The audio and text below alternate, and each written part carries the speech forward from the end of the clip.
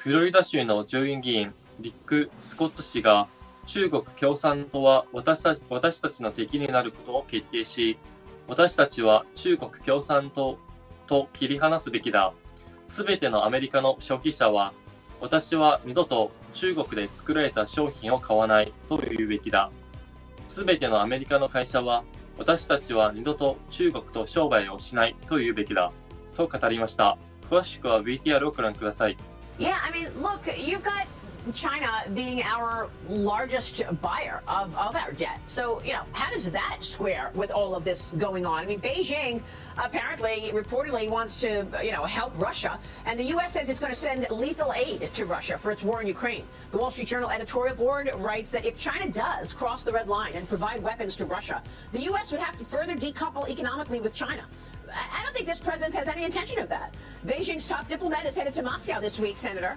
And yet, China can unleash a deadly virus, killing Americans, 1 million Americans. China can produce fentanyl and send it to Mexico, killing 100,000 Americans by poisoning.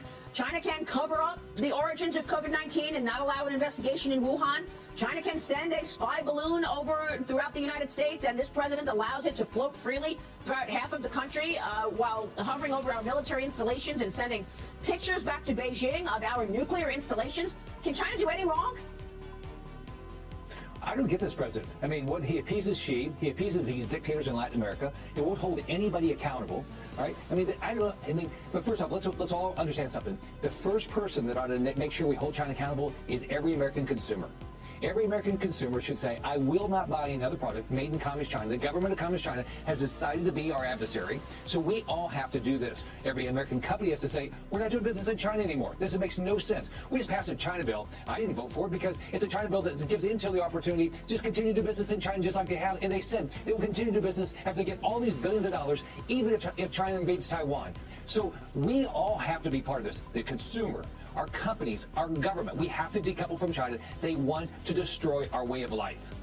Well, you've got to tell corporate America that, who seems to be unfazed by continuing to fund the expansion of the CCP. I recognize it starts with policy, and this president is not changing policy. China still has most favored nations trade status.